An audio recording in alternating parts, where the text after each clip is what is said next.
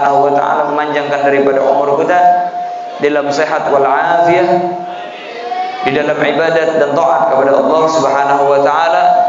Allah Subhanahu wa taala memanjangkan daripada apapun yang berkaitan dengan yang bertaalluk dengan Nabi Muhammad SAW. Allah Subhanahu wa taala menancapkan itu semua dan memberikan itu semua agar terus menerus tertancap di dalam hati kita. Allah Subhanahu wa taala terus menumbuhkan daripada kecintaan kita kepada Nabi Muhammad SAW. Amin ya rabbal alamin. Dulu Sayyiduna Ibrahim bin Adham, beliau itu bertemu dengan Syaqiq al-Balkhi. Pada suatu hari ketika Sayyidina Ibrahim bin Adham dan Sayyidina Syaqiq al-Balkhi bertemu, maka kata Sayyidina Ibrahim bin Adham, bagaimana keadaanmu sekarang? Maka kata Syaqiq al-Balkhi, saya sekarang tawakkal ala Allah. Saya tidak lagi mencari rezeki. Saya tidak lagi bekerja. Akhirnya kata Ibrahim bin Adham, apa penyebabnya? Penyebabnya katanya yaitu adalah pada suatu hari saya menjalani dan berjalan di atas bukit dan daripada pegunungan, dan saya melewati daripada hutan. Ketika itu saya melihat daripada seekor burung yang mana sayapnya patah.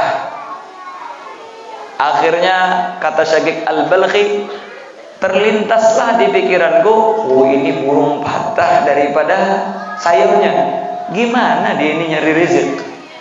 Akhirnya aku pun duduk di sampingnya. Ketika saya duduk di sampingnya, gak lama datang seorang burung yang segar bugar. Dia terbang dengan cepat, membawa makanan di mulutnya, dan burung tersebut menyuapi daripada burung yang patah daripada sayapnya.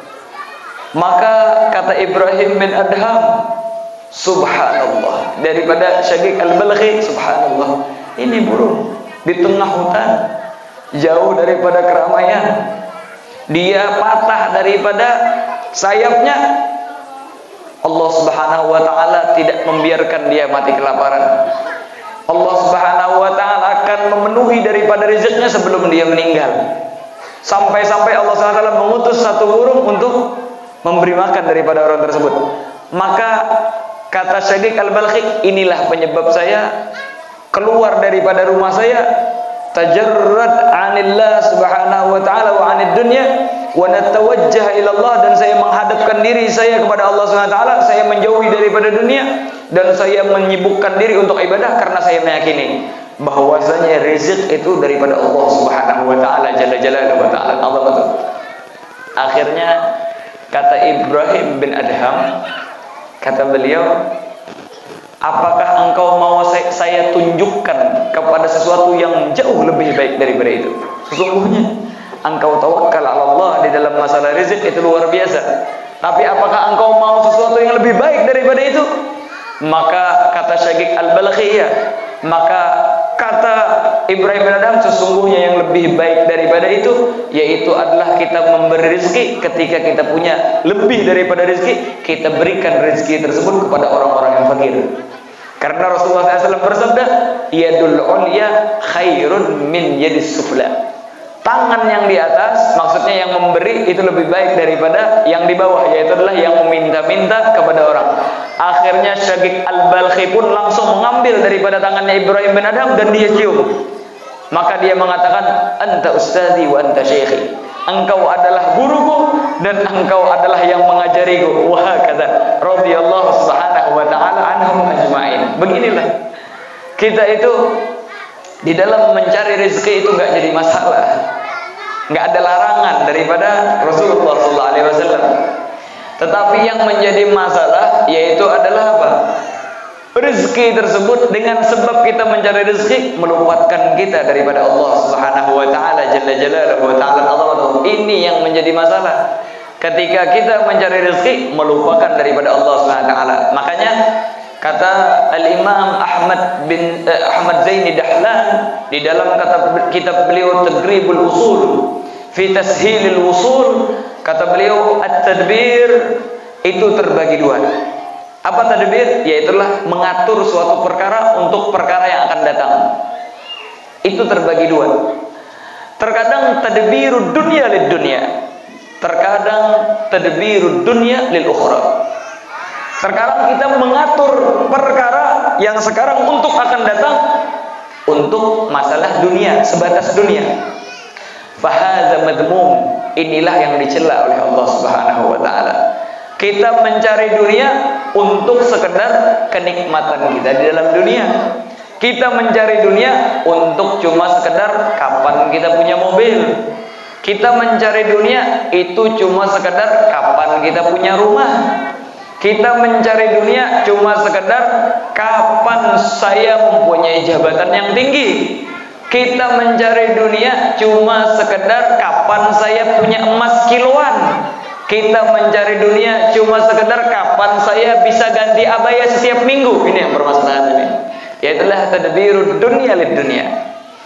Adapun tadbirud dunya lil ukhra, ini adalah sesuatu yang dipuji oleh Allah Subhanahu wa taala. Kita membikin sesuatu yang sekarang untuk masa mendatang, tapi untuk jembatan kita kelak di negeri akhirat. Maka inilah yang dipuji oleh Allah Subhanahu wa taala jalla jalaluhu. Tandanya apa? Tandanya yaitu adalah ketika dia mempunyai rezeki tersebut tidak dia gunakan kecuali untuk beribadah kepada Allah Subhanahu wa taala. Rizki tersebut tidaklah dia gunakan untuk kecuali untuk menafkahi anak istrinya. Dia niatkan itu dan dia nafkahkan kepada anak istrinya, bukan dia buang untuk foya-foya, untuk ke warung jablay kah itu, untuk ke diskotik kah itu, atau untuk berjudi kah itu, atau untuk sesuatu yang tidak dihalalkan oleh Allah Subhanahu wa taala. Tetapi apa tandanya? Yaitu adalah itu cuma sekedar memberi nafkah daripada anak istrinya. Kalau ada lebih, dia tanam untuk negeri akhiratnya.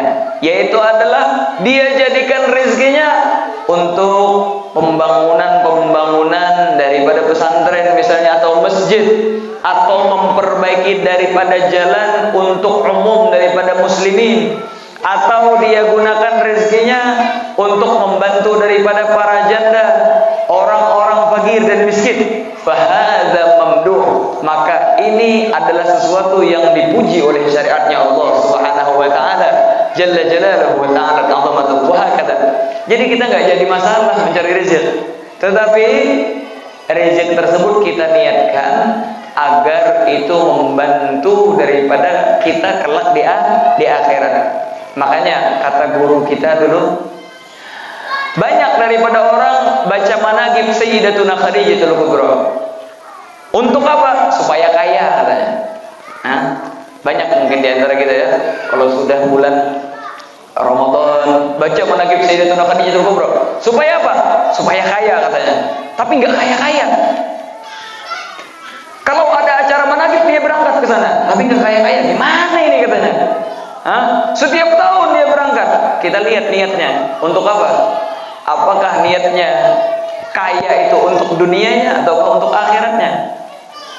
Kalau seandainya kekayaannya cuma untuk sekedar dunianya, gak bakalan kaya orang itu. Tapi kalau seandainya dia hadir untuk memperkaya daripada akhiratnya, insya Allah Allah SWT akan perkaya daripada orang tersebut. Karena apa? Kalau kita lihat daripada sejarah Sayyidatuna Khadijatul Kubra, beliau adalah saudagar yang sangat kaya. Tapi kekayaan beliau untuk apa? Apakah untuk foya-foya? Ataukah untuk hura-hura? Apakah untuk melakukan daripada sesuatu yang tidak diridhokan Allah SWT? Lah. Tapi itu semua beliau dermakan sampai habis untuk jalannya Allah Subhanahu wa taala, untuk meninggikan daripada agamanya Allah Subhanahu wa taala, dan untuk mendapatkan daripada keridhaan Nabi Muhammad sallallahu alaihi wasallam barakallahi. Makanya kalau hadir perkumpulan-perkumpulan yang baik, kalau mau rezeki kita dilancarkan oleh Allah taala, niatkan rezeki tersebut untuk menafkahi anak istri kita, rezeki tersebut untuk menyekolahkan anak kita di dalam ajaran Islam, di dalam meninggikan daripada agama. Rezeki tersebut kita niatkan kalau saya punya mobil untuk hadir majelis taklim. Kalau saya punya rumah, insya Allah nanti saya mau membaca Yasin di sana, membaca tabarok. Saya hadiahkan daripada pahala tersebut untuk keluarga kata. Wah kata. Inilah penyebab kalau mau seandainya rezeki itu diperluas oleh Allah Subhanahu wa taala jalla jalaluhu wa ta'ala. Semoga rezeki kita semua diperluas oleh Allah Subhanahu wa taala. Amin ya rabbal alamin. Rasulullah sallallahu alaihi wasallam beliau adalah pemimpin daripada peperangan. Rasulullah SAW adalah presiden di dalam masalah dunia. Beliau Rasulullah SAW adalah pimpinan daripada orang yang kelak di akhirat. Semuanya lengkap, komplit Rasulullah SAW itu. Mau masalah dunia, masalah akhirat, semua terdapat di dalam diri Nabi Muhammad SAW. Sampai-sampai diceritakan bahwasanya Sayyiduna Hasan, cucu beliau, pada suatu hari itu setelah Rasulullah SAW meninggal dunia, setelah Rasulullah SAW intaqala ila rafiqil a'la, Sayyidina Hasan ini biasanya dikirimin oleh Muawiyah daripada kiriman. Setiap bulannya 2000 dinar. Mau tahu berapa 2000 dinar itu?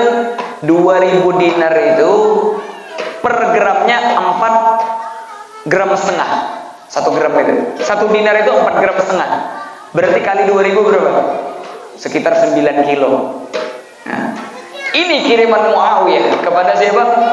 Sayyidina Hasan, cucunya daripada Nabi Muhammad SAW. Tapi uang itu bukan beliau simpan di kantong. Nah ini nih sebagai contoh bahwasanya apa? Bahwasanya dunia mereka bukan untuk dunia, tapi untuk akhirat mereka. Inilah yang dipuji oleh Allah SWT. Itu hampir 9 kilo emas. Setiap bulan juga beliau bagi-bagikan kepada para fuqara.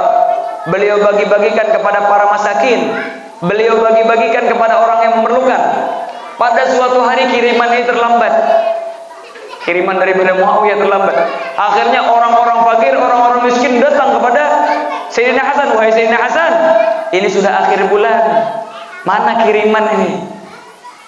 Mana daripada harta yang biasanya engkau bagikan? Gandum sudah pada habis di rumah. Kurma sudah pada habis di rumah. Nah, akhirnya karena para fuqara, para janda datang terus ke rumah untuk meminta daripada hak mereka yang biasanya dibagi oleh Sayyidina Hasan. Maka kata Sayyidina Hasan, ya udah, hari ini saya bakalan tulis surat, yang mana surat ini akan saya kirim kepada Muawiyah agar kiriman tersebut cepat datang. Akhirnya beliau tulis surat, dan beliau menulis surat itu sudah sore hari.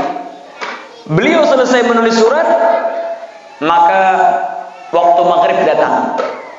Akhirnya beliau pun mengurungkan daripada niat beliau mengirim surat. Beliau simpan dulu suratnya. Kata beliau, insya Allah nanti malam dah dikirim. Beliau sholat maghrib, beliau wirid antara maghrib isya, beliau sholat isya, habis sholat isya beliau wirid lagi, beliau sholat witir, sholat ba'diyah daripada isya. Sudah selesai itu, kata beliau, ini sudah terlalu larut malam ini. Sebaiknya nanti aja dah dikirim besok. Akhirnya malamnya, biar surat itu nggak hilang, ketika beliau mau tidur, beliau taruh di bawah bantal. Akhirnya beliau tertidur. Di atas bantal yang di bawahnya ada surat itu. Pada malam harinya beliau bermimpi dengan Nabi Muhammad sallallahu alaihi wasallam. Wahai Hasan, cucuku, kata Nabi SAW. Apa yang di bawah bantal itu? Maka kata Sayyidina Hasan, wahai kakekku Nabi Muhammad SAW, sesungguhnya yang di bawah bantal yaitulah sepucuk surat yang bakalan saya kirim kepada Muawiyah, karena kesian para fuqara dan masakin, mereka terlambat kirimannya, sudah menuntut ini, kesian mereka pada kelaparan. Maka kata Rasulullah SAW, udah, nggak usah dikirim surat itu, robek aja. Besok kalau bangun subuh, bangun tengah malam, robek surat itu. Dan saya ajarkan kepada engkau suatu doa, yang mana doa tersebut akan menyebabkan daripada diluaskan daripada rezekimu, dan akan didabelkan daripada rezekimu oleh Allah Subhanahu wa taala. Maka akhirnya beliau pun diajarkan dalam mimpi itu oleh Nabi Muhammad SAW daripada doa. Ini penting nih doanya ini. Amalkan doa tersebut setelah selesai daripada sholat 5 waktu. Insya Allah rezeki kita akan diluaskan oleh Allah Subhanahu Wa Taala Jalla Jalaluhu Wa Taala. Apa doanya? Kata Rasulullah SAW, amalkan doa ini. Nang bisi HP rekam, sekiranya nyaman, handap aja nya. Nang bisi pulpen tulis. Apa? Kata beliau doanya itulah Allahumma qadhif fi qalbi raja'ak waqta' raja'i amman siwak hatta la arju ahadan ghairak. Apa artinya? Allahumma qadhif fi qalbi raja'ak. Ya Allah, tancapkanlah di dalam sanubariku pengharapan kepadamu. Waqta' raja'i amman siwak, dan putuskanlah segala pengharapanmu daripada selain engkau. Hatta la arju ahadan ghairak, sehingga saya tidak lagi mengharap kecuali kepada engkau, dan tidak lagi mengharap kepada selain engkau, wahai Allah Subhanahu Wa Taala Jalla Jalaluhu Wa Taala. Inilah doa yang diajarkan oleh Nabi Muhammad sallallahu alaihi wasallam. Nangkar sempat menulis ini adalah rekaman nih dari Syarif Asam-Asam, apa ngaran YouTube-nya Hadigah Nabawiyah. Nah di situ pian ambil kira-kira detik keberapa itu, diulang di situ. Amunnya ada nomor rekam ya sudah merekam. Akhirnya apa? Di mimpi itu selesai mimpi, beliau bangun pada tengah malam. Bangun tengah malam, beliau pun berdoa, Allahumma qadhif fi qalbi raja'ak waqta' raja'i amman siwak hatta la arju ahadan ghairak. Sampai waktu subuh datang. Habis salat subuh, beliau baca lagi doa, Allahumma qadhif fi qalbi raja'ak waqta' raja'i amman siwak hatta la arju ahadan ghairak. Habis itu beliau menjalani rutinitas seperti biasa, beliau bekerja seperti biasa. Beliau salat duha, baca lagi Allahumma qadhif fi qalbi raja'ak waqta' raja'i amman siwak. Beliau melanjutkan rutinitas salat zuhur, beliau baca lagi Allahumma qadhif fi qalbi raja'ak waqta' raja'i amman siwak hatta la arju ahadan ghairak. Belum sampai asar datang kiriman dari Muawiyah. Kirimannya berapa? Kirimannya 4.000 dinar.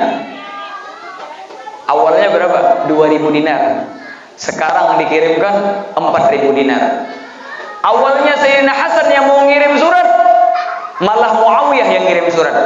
Di dalamnya tertulis, wahai Sayyidina Hasan, maaf karena terlambat mengirim daripada kiriman ini.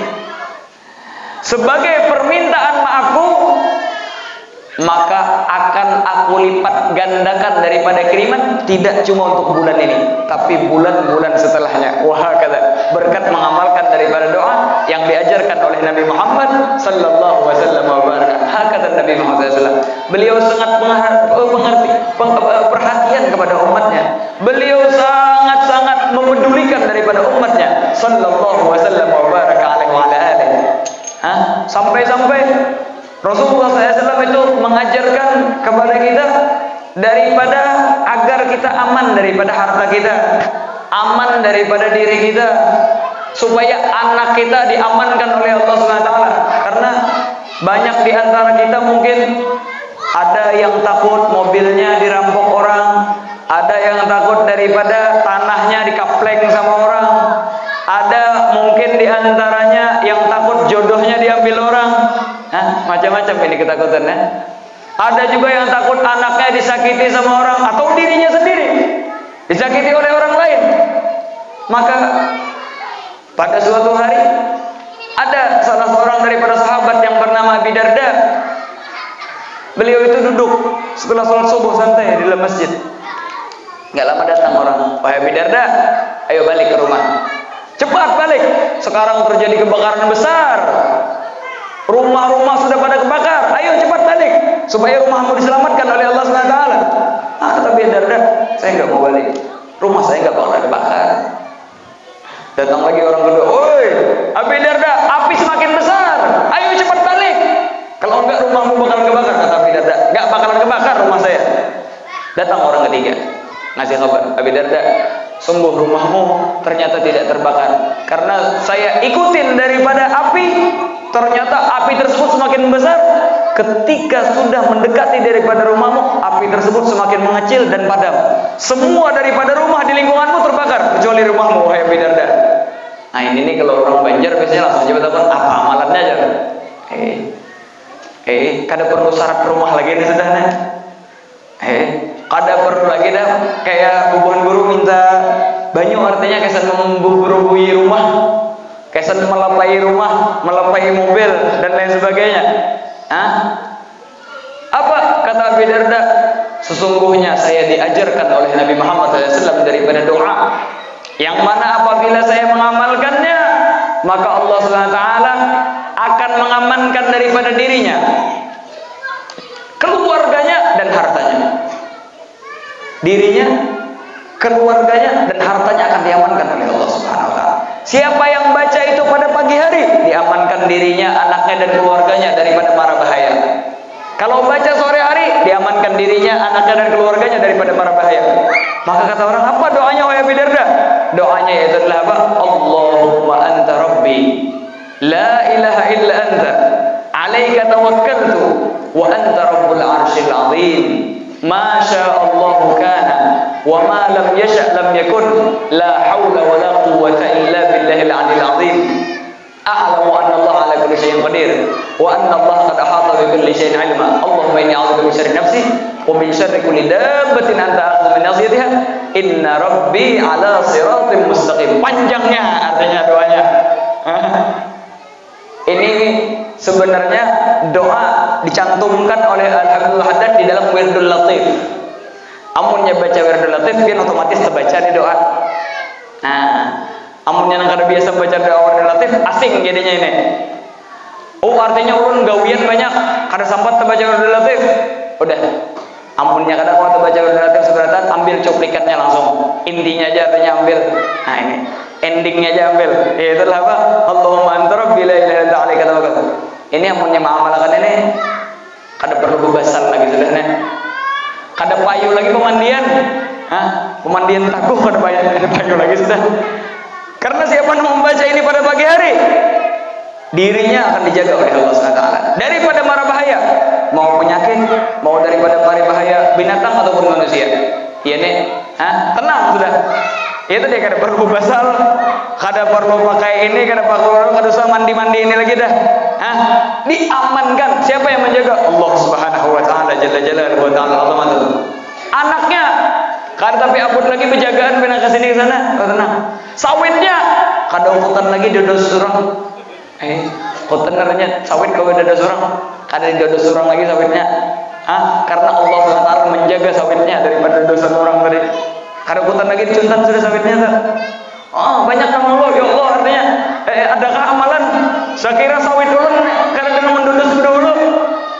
Amalkan ini, insya Allah Allah SWT akan menjagakan daripada hartanya, daripada mara bahaya maupun daripada mara bahaya duniawi ataupun ukhrawi. Wahakata sallallahu wasallam wa baraka. Beliau ajarkan Rasulullah SAW tidaklah intagal ila rafiqil a'la, kecuali semua daripada perkara dunia ataupun akhirat kita dijaga oleh Nabi Muhammad SAW, dan beliau mengajarkan kepada kita bagaimana agar kita menanggulangi daripada problematika kita. Karena memang dunia ini adalah darul balwa wan nikmah, tempat daripada bala dan cobaan daripada Allah Subhanahu wa taala. Kenapa Rasulullah SAW mengajarkan daripada doa seperti ini? Agar kita tenang daripada perkara dunia kita. Kan kita banyak yang gusar, sumpah, mau kepala mikirkan dunia. Nangke apa ini, nangke apa itu. Apabila aku sugih, apabila aku banyak bisi pengikut, apabila aku supaya banyak bisi followers, kapan aku punya banyak daripada followers, likes dan lain sebagainya. Apabila artinya ini dunia seperti ini. Rasulullah SAW mengajarkan daripada doa-doa seperti ini supaya apa? Pikiran kita ini jangan dunia melulu. Jangan cuma dunia yang kita pikirkan. Jangan cuma pagi, sore, siang, malam mobil ke mobil, emas ke emas, abaya ke abaya, rumah ke rumah. Padahal itu semua bakalan kita tinggalkan. Mungkin banyak di antara kita yang memikirkan daripada dunia kita, tapi sedikit yang memikirkan daripada akhiratnya. Pagi, sore, siang, malam dia kumpulkan daripada dunia. Tapi dia tidak pernah memikirkan sedikit pun bagaimana dia di alam barzakh. Pagi, sore, siang, malam memikirkan. Jarang di antara mereka yang memikirkan bagaimana kelak di hari kiamat. Tetapi insya Allah orang-orang yang berkumpul di sini diamankan oleh Allah SWT daripada mara bahaya dunia ataupun ukhrawi. Amin ya rabbal alamin. Karena kita di sini berkumpul untuk apa? Bersalawat kepada Nabi Muhammad sallallahu alaihi wasallam. Kita membacakan dan melantunkan daripada pujian-pujian yang kita utarakan kepada Nabi Muhammad SAW. Salah seorang daripada ulama penyair, dia mengatakan bahwasanya pada waktu dia hidup, jasadun tamakkana hubbu Ahmad fihi, tallahi anna al-ardha la tublihi, am kaifa ya'kuluhu turabu wa hubbuhu fi qalbihi wa madihuhu fihi. Kata dia apa? Ini jasad adalah jasad yang penuh kecintaan kepada Nabi Muhammad SAW. Demi Allah, jasad ini nggak bakalan dimakan oleh tanah. Bagaimana bisa dimakan oleh tanah? Bagaimana bisa dihancurkan oleh tanah? Sedangkan hatinya penuh kecintaan kepada Nabi Muhammad SAW. Sedangkan mulutnya selalu memuji daripada Nabi Muhammad SAW. Barakallahu. Kebetulan orang ini yang namanya manusia bakalan meninggal dunia. Meninggal dia. Setelah meninggal dunia, sekiranya jasadnya itu sudah hancur, akhirnya dibongkar sama orang daripada gabernya. Karena di daerah Makkah, di daerah Madinah, di daerah Saudi sana, itu rata-rata makbarah membusah. Makbarah itu dibongkar lagi, diganti lagi sama yang lain. Kalau seandainya hancur, diganti. Akan dibongkar kubur orang tersebut. Ketika dibongkar, enggak ada sedikit pun daripada jasadnya yang rusak. Bahkan kain kafannya masih utuh. Akhirnya orang pun mengembalikan daripada tanah tersebut. Enggak lama, sekiranya jasad tersebut hancur, orang bongkar lagi. Ternyata gambarnya, maksudnya apa, kafannya tidak sedikit pun rusak, apalagi daripada jasadnya. Kenapa? Karena ini adalah orang yang hatinya penuh ta'alluq dengan Nabi Muhammad SAW. Mulutnya selalu memuji kepada Nabi Muhammad SAW. Maka orang tersebut nggak bakalan rusak daripada jasadnya. Allah SWT tidak akan menjadikan tanah bisa merusak daripada jasad tersebut. Akhirnya orang kembalikan, ditaruh di atasnya tulisan mislu hadzal qabr la tumbas, mislu hadhil makbarah la tumbas. Seumpama ini kabar tidak perlu kita bongkar lagi, karena mereka adalah orang-orang yang penuh kecintaan kepada Rasulullah. Sampai kapanpun jasad mereka tidak bakalan dirusak oleh Allah Subhanahu wa taala jalla jalaluhu wa ta'ala azamatuhu. Guru-guru kita Al Habib Salim bin Abdullah bin Umar Syah tadi dibongkar sama orang kabar beliau di Ma'ala sana. Setelah beliau meninggal, sekitar 5 tahun 6 tahun yang lalu beliau meninggal. Karena di Saudi itu emang seperti itu, mereka bongkar daripada jasad. Mereka bongkar, sedikit pun tidak berubah daripada jasadnya Al Habib Salim bin Abdullah bin Umar Syafri. Daripada Indonesia, Kiai Haji Maimun Zubair itu dibongkar sama orang gambar beliau, tidak sedikit pun daripada jasad beliau yang berubah. Kafan beliau tidak rusak. Di antaranya lagi Al Habib Alwi bin Muhammad bin Abbas Al-Maliki, orang bongkar gambar beliau, nggak ada sedikit pun rusak. Bahkan kata orang, jenggot beliau tambah panjang. Ini menunjukkan bahwasanya mereka bal ahya'un 'inda rabbihim yurzaqun. Mereka hidup di sisi Allah Subhanahu wa taala dan diberi rezeki oleh Allah Subhanahu wa taala jalla jalaluhu wa ta'ala.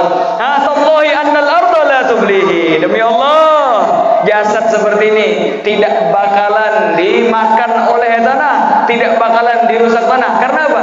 Karena mulutnya penuh dengan pujian kepada Nabi Muhammad SAW dan hatinya selalu berta'alluq dengan Nabi Muhammad SAW. Semoga kita termasuk daripada orang tersebut. Mulutnya selalu memuji kepada Nabi Muhammad SAW dan hatinya selalu berta'alluq dengan Nabi SAW, sehingga kita diamankan daripada adab kubur. Amin ya rabbal alamin. Disebutkan oleh Al-Imam Ahmad Zaini Dahlan juga di dalam kitab beliau Taqribul Usul, bahwasanya Abu Muhammad Al-Mawahib beliau itu di suatu majelis mengatakan bahwasanya apa? Bahwasanya kata beliau, wan nasu kal ahjar. Muhammadun basyarun la kal bashar. Bal huwa yaqutu wan nasu kal ahjar. Kata beliau mengatakan, Nabi Muhammad SAW itu adalah manusia tapi tidak seperti manusia yang lain. Diumpamakan manusia itu bagaikan bebatuan, maka Rasulullah SAW itu adalah bagaikan batu yakut yang sangat berharga. Kita ini cuma sebagai batu kerikil. Rasulullah SAW itu adalah apa? Adalah bagaikan permata yang sangat berharga di sisi Allah Subhanahu wa taala. Ketika beliau mengucapkan itu satu kali dalam majelis, malamnya beliau bermimpi dengan Nabi Muhammad SAW. Ketika bermimpi dengan Nabi Muhammad SAW, kata Nabi Muhammad SAW, wahai Abu Muhammad, ketahuilah bahwasanya ketika engkau mengatakan seperti itu, Allah Subhanahu wa taala mengampunimu dan orang-orang yang berada di sekitarmu. Akhirnya kata beliau, besoknya setiap majelis beliau tidak pernah meninggalkan daripada kata-kata tersebut, bahwasanya Muhammadun basyarun la kal bashar, bal huwa yaqutuhu wan nasu kal ahjar. Beliau ulang-ulang. Kenapa? Beliau sudah mendapat bisyarah daripada Rasulullah SAW bahwasanya siapa yang mengucapkan tersebut, Allah SWT akan ampuni daripada dosanya dan orang-orang yang di sekeliling daripada orang tersebut. Kata sallallahu wasallam wa baraka alaihi. Apakah masih berat lidah kita untuk memuji Nabi Muhammad SAW? Apakah masih berat hati ini untuk selalu mengidolakan Nabi Muhammad SAW? Sedangkan beliau adalah yang bakal memberi syafaat kepada kita. Ini kita kembali ya ke dalam akhirat, agar kita memikirkan daripada akhirat kita. Sebagaimana diceritakan oleh Sayyidatuna Aisyah.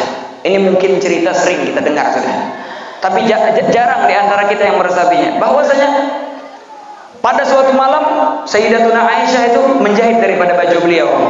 Untuk apa? Untuk beliau sholat subuh. Itu beliau menjahit baju untuk sholat subuh, karena beliau nggak punya baju yang banyak. Sayyidatuna Aisyah, Ummul Mukminin, nggak punya banyak baju. Kalau beliau tidak jahit pada malam hari itu, beliau bagaimana sholat subuh? Terbuka daripada aurat beliau. Sedangkan daripada syurut sahnya sholat dia adalah kita menutup daripada aurat. Akhirnya beliau pun menjahit. Ketika di pertengahan menjahit, jatuh daripada jarum beliau yang diperuntukkan untuk menjahit daripada baju beliau. Ini banyak di antara kita mungkin baju full beberapa lemari. Ini kita lihat Ummul Mukminin, bagaimana beliau sampai-sampai buat sholat cuma punya satu baju. Kita menumpuk-numpuk daripada harta. Wah, kata orang-orang yang diajarkan oleh Nabi Muhammad SAW. Akhirnya ketika beliau menjahit, jatuh daripada benang tersebut. Yang namanya zaman dulu nggak ada lampu seperti kita ini. Bahkan pada waktu itu kebetulan lampu yang menerangi padam. Beliau mencari-cari daripada jarum tersebut, nggak memperdapati dari jarum tersebut. Akhirnya nggak lama datang daripada Nabi Muhammad SAW. Wajah beliau penuh dengan cahaya, bahkan lebih terang daripada bulan Badar, bahkan lebih terang daripada matahari. Akhirnya dengan sebab tersebut beliau bisa mengambil daripada jarum tersebut. Ketika beliau bisa mengambil daripada jarum tersebut, beliau pun tersenyum. Maka kata Rasulullah SAW, apa yang membuat tersenyum? Maka kata Sayyidatuna Aisyah, sesungguhnya saya tersenyum karena melihat wajahmu penuh dengan sinar, sehingga saya bisa mendapatkan daripada jarum yang bisa menjahit daripada baju untuk sholat nanti. Maka kata Rasulullah SAW, wailun summa wailun liman lam yarani yawmal qiyamah. Sungguh celaka bagi orang-orang yang tidak melihat daripada wajahku kelak di akhirat, di hari kiamat, kata Rasulullah SAW. Akhirnya Sayyidatuna Aisyah menanyakan, bagaimana orang tidak bisa melihat wajah yang pancarannya sangat luar biasa wahai Rasulullah SAW? Maka kata Rasulullah SAW, wa man idza dzukirtu indahu lam yusalli alayya, yaitulah orang-orang yang apabila disebutkan daripada namaku, maka mereka tidak bisa bersalawat kepadaku. Wa kata sallallahu wasallam baraka alaihi. Karena nanti di akhirat itu semua daripada manusia itu dikumpulkan oleh Allah SWT. Dari diciptakan daripada Nabi Allah Adam alaihissalam sampai hari kiamat kelak bakal dikumpulkan. Pada waktu itu luar biasa, sampai-sampai orang di hari kiamat itu nggak ada yang pakai baju lagi, pada telanjang. Saking dahsyatnya daripada hari kiamat itu, dia nggak bisa lagi memikirkan temannya yang di samping. Padahal pada telanjang, lagi yang mikirin, oh gimana teman saya, oh gimana ini, nggak ada lagi. Laki-laki, perempuan sama bergelut di sana, nggak ada yang mikirin lagi. Sampai-sampai ada yang keringat mereka sampai ke hidung mereka, sampai mereka tidak bisa bernafas, sampai mereka tenggelam di dalam keringat. Matahari sangat panas pada waktu itu. Oleh karena itulah mereka mendatangi daripada satu nabi ke satu nabi. Mereka mendatangi daripada Abuna Adam alaihissalam, mendatangi daripada Abuna Adam. Maka kata Abuna Adam, nafsi nafsi, saya cuma bisa mengurus daripada diri saya sendiri. Mereka pun mendatangi lagi daripada Nabi Allah Nuh.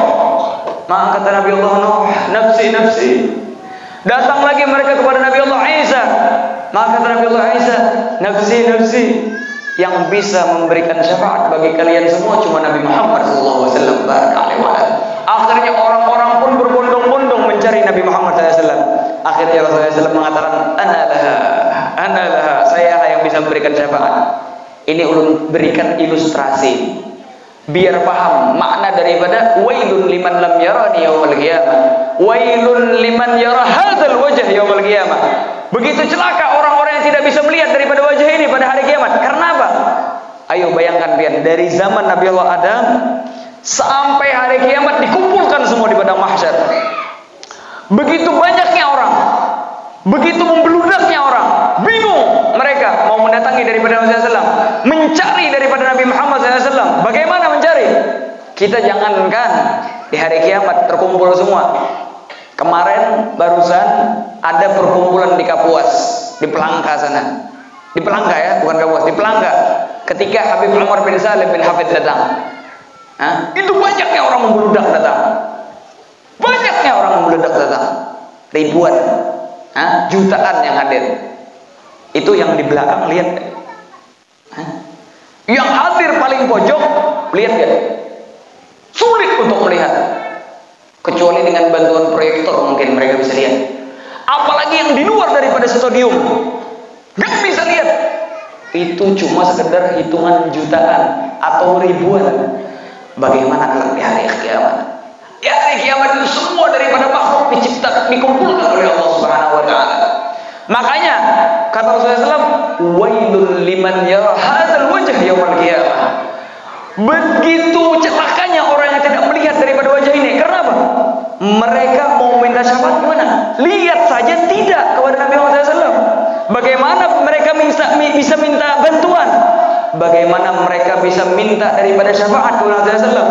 Ibaratnya ini orang mau salaman sama Habib Umar, tapi apa?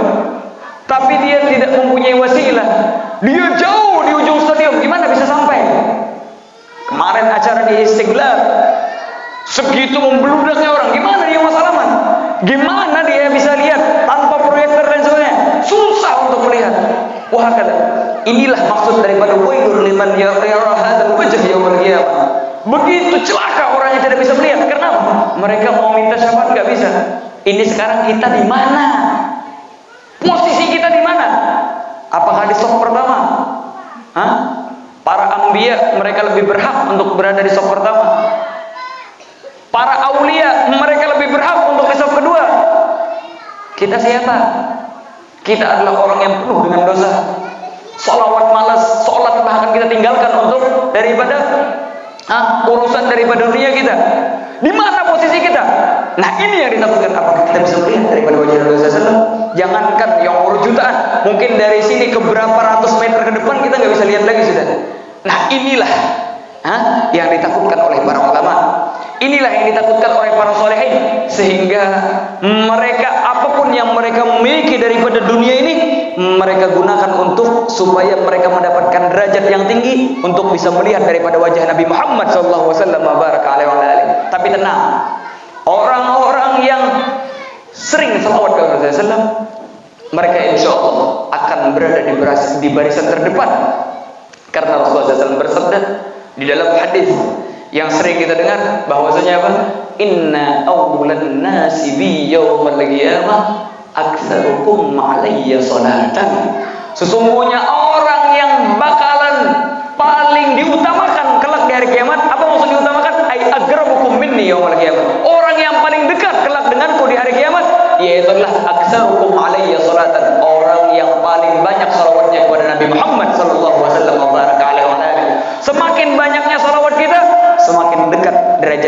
sisi Rasulullah SAW. Semakin banyaknya salawat kita, semakin mendekatkan kita daripada soft kita kepada Rasulullah SAW pada hari kiamat. Semoga kita termasuk daripada orang-orang yang memperbanyak salawat kepada Rasulullah SAW. Amin ya rabbal alamin. Wa hakadha. Inilah yang menyebabkan kita bisa dekat dengan Nabi Muhammad SAW dengan memperbanyak salawat. Ini ulun kasih contoh biar tambah paham lagi. Karena kata Sayyidina Ali, khatibun nas bi qadri uqulihim. Kita menghitab manusia itu tergantung bagaimana pola pikir mereka. Kalau sama santri ya udah disebutkan hadis inna aula bi illa aulan nas bi yaumil qiyamah aktsarukum alayhi salatan, dah mereka kebanyakan paham gitu. Tapi kalau kita di atas halayak awam, kita harus kita perbanyak daripada contoh. Ini ulun kasih sebagai contoh ya. Kita ini jadi misalnya kita di Banjarmasin punya ulama yang sangat besar misalnya, dan beliau ini setiap majelis orangnya yang hadir ribuan, misalnya yang hadir 2 juta yang hadir. Kita nggak punya wasilah nama dia, nggak punya connect yang menghubungkan antara kita sama dia, sama ulama tersebut. Gimana mau mendekat? Sulit untuk mendekat. Jangankan mau dekat, jangankan mau kenal, mau dekat susah. Gimana caranya untuk mendekat? Gimana caranya agar kita kenal? Setiap minggu kita bawa hadiah, kita bawa sarung, kita bawa rida, kita lipat. Datang. Ini para penjaga bilang, nggak boleh masuk. Enggak, saya sebentar dong, mau ngasih hadiah ini. Oh iya, silahkan masuk. Masuk ini. Masuk ke depan. Wahai Kiai, wahai Habib, ini ulun Naufal bin Autad As-Saggaf. Akhirnya, oh iya makasih banyak. Mungkin pertama kali ulun ngasih itu enggak ngeh Habibnya atau kiainya. Karena apa? Banyak juga yang ngasih hadiah, enggak cuma ulun. Sekali. Minggu depan bawa lagi sarung, lipat lagi, lewatin lagi daripada penjaga. Nggak boleh masuk. Saya mau ngasih hadiah. Oh iya, masuk. Datang lagi. Wahai Habib, wahai Kiai, ini lu ngasih hadiah. Ulun Naufal bin Autad As-Saggaf. Oh iya, makasih. Masih nggak ngasih. Minggu depan lagi, yang ketiga datang lagi. Ngasih apa? Kopiah lagi. Habib, ini Naufal bin Autad As-Saggaf. Oh iya, makasih. Ini mulai nggak sudah. Oh, siapa ini? Setiap minggu kayaknya ada terus ini orang. Minggu keempat datang lagi, bawa lagi sama sarung. Ahlan wa sahlan. Ayo selamat datang sini. Siapa nama ente? Siapa? Gak perlu nyebutin nama lagi. Beliau yang nanya sekarang. Siapa nama ente? Naufal bin Autad. Oh, Naufal bin Autad. Masya Allah, barakallahu fiik. Oh, makasih banyak hadiahnya. Minggu kelima, datang. Ahlan wa sahlan Naufal bin Autad As-Saggaf. Oh, kenal sudah nama kita. Ketika kita sering memberi hadiah, semakin dekat kita dengan orang tersebut. Wah, inilah cara koneksi kita dengan Nabi Muhammad SAW. Kalau kita mau dekat dengan Rasulullah SAW, perbanyak salawat kepada Nabi Muhammad SAW. Sekali salawat itu jangankan manusia manusia biasa, jangankan Rasulullah, manusia biasa aja kadang ada yang langsung connect ini. Bagaimana dengan Rasulullah SAW? Sekali kita salawat itu sudah ada koneksi antara kita sama Nabi Muhammad SAW. Apalagi 2 kali, apalagi 3 kali, apalagi 4 kali, apalagi 5 kali, apalagi 100 kali yang kita ucapkan kepada Rasulullah SAW, niscaya Rasulullah SAW pasti bakalan kenal kepada kita. Sebagaimana disebutkan di dalam riwayat bahwasanya apa? Allah Subhanahu wa taala itu mempunyai malaikat khusus yang menulis daripada orang yang salawat kepada Nabi Muhammad SAW. Yang ditulis bukan cuma nama dia, tapi apa? Fulan bin Fulan. Misalnya Naufal bin Autad hari ini salawat. Ini kita salawat, nggak cuma kita yang dikenal sallallahu alaihi wasallam. Kita sama bapak kita dikenal oleh Nabi Muhammad sallallahu alaihi wasallam. Semoga dengan guru ini kita tambah rajin salawat kepada Nabi Muhammad SAW, sehingga kita dikenal oleh Nabi Muhammad SAW dan kita dijadikan orang-orang yang saf pertama kelak di akhir bersama Nabi Muhammad SAW dan Rasulullah SAW yang kenal kepada kita. Semoga kita mendapatkan daripada syafaatul ummah daripada Nabi Muhammad SAW. Allahumma ya man waffaqa أهل الخير للخير وأعانهم عليه ووفقنا للخير وعنا عليه اللهم لا تجعل حسناتنا حسنات من أبغضته واجعل سيئاتنا سيئات من أحببته اللهم اكتب في قلوبنا رجاءك واقطع رجاءنا عمن سواك حتى لا نرجو أحدنا غيرك ربنا هب لنا من أزواجنا وذريتنا قرة أعين واجعلنا للمتقين إماما ربنا آتنا في الدنيا حسنة وفي الآخرة حسنة وقنا عذاب النار صلى الله تعالى على سيدنا محمد النبي الأمي سبحانه